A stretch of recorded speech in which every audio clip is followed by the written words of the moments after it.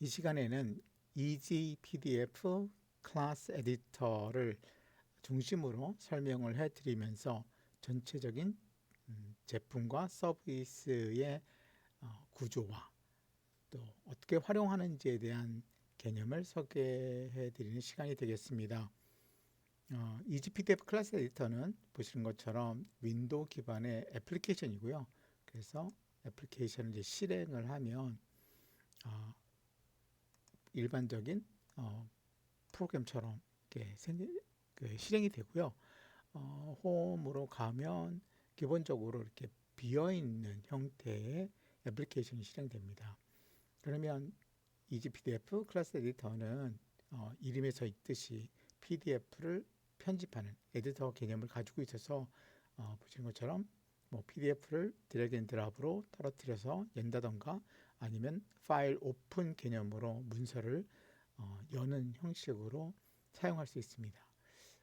그러면 클래스 에디터에서 주로 하는 역할은 문서를 편집하는 게 주 목적이죠. 그래서 이 상단에 보면 다양한 옵션이 포함되어 있는데요.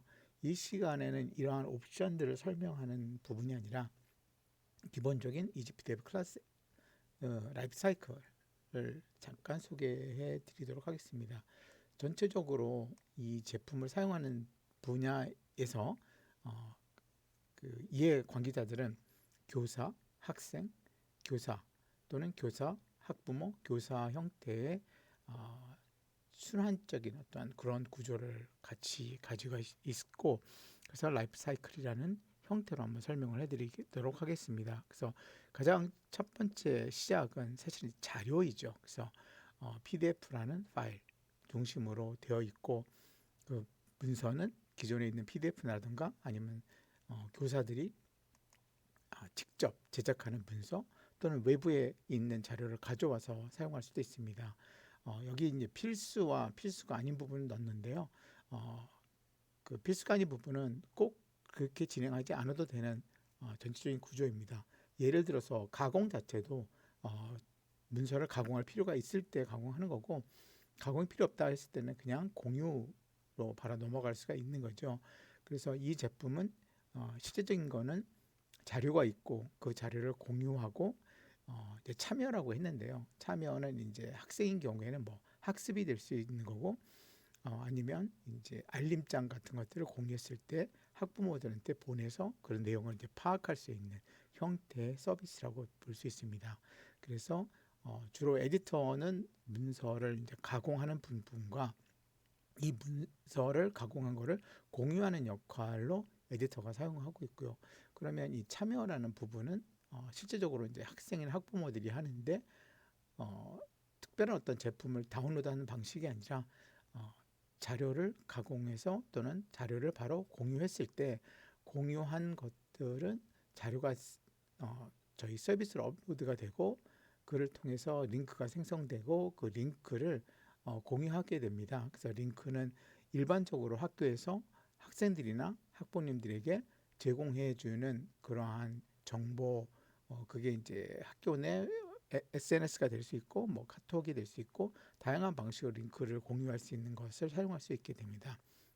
그러면 학생이나 학부모는 참여를 바로 그냥 그 링크를 클릭하면 열람을 하고요. 사용하는 기기는 뭐 PC가 됐든 모바일 태블릿에서 열 수 있습니다. 그 기반은 그냥 웹 기반이기 때문에 웹 브라우저 뜨면서 열람이 가능한 거고, 학생인 경우 뭐 그 내용을 가지고 학습을 할 수 있는 거고요. 옵션으로 그렇게 한 내용들을 선생님한테 제출하고 그러면 선생님들은 그걸 이제 확인할 수 있는 구조입니다. 그래서 EasyPDF 클래스 라이프 사이클은 주로 자료를 활용해서 그 자료를 가공 또는 가공 없이 공유하더라도 참여해서 그 내용을 파악하고 제출, 교사는 확인하는 일련의 사이클적인 구조를 가지고 있습니다. 예를 들어서 이제 PDF 문서를 이제 보여드렸는데요. 이걸 뭐 자음 읽기 놀이라고 해서 그냥 어린아이들이 이제 한글 자음을 배울 때 뭐 놀이로서 사용할 수 있는 건데요. 그럼 선생님 이미 이러한 자료가 만들어졌을 때는 그러면 가공이 필요 없이 바로 이제 학습을 공유하는 방법으로 넘어가면 됩니다. 지금 제가 사용하는 이 제품은 지금 그 개발이 완료된 것이 아니기 때문에 아마 메뉴라던가 아이콘 이런 설명들이 조금 다를 수 있을 텐데요. 지금 학습 링크는 이제 아마 학습 공유 뭐 이런 식으로 바뀔 수가 있는데요. 그냥 단순히 이 아이콘을 누르면 학습 링크를 생성하게 됩니다. 실제적으로 그 뒷 배경에서 진행되는 거는 이 파일을 저희 서비스로 업로드하고 그 다음에 업로드한 그 파일을 링크를 하나 만들게 됩니다. 그럼 웹 브라우저에 이런 식으로 링크가 만들어진 걸 확인할 수 있고 그 링크를 복사해서 학생들한테 SNS라든가 이런 걸 통해서 제공해 주면 됩니다.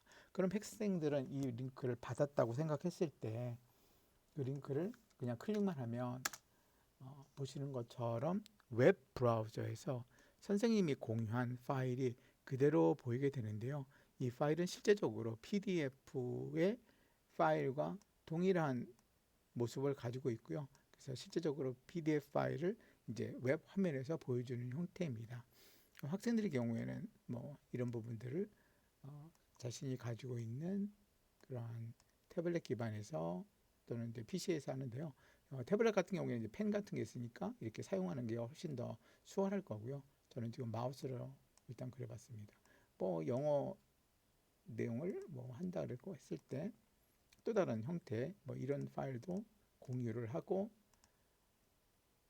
링크를 생성하면 링크를 학생들한테 공유를 해서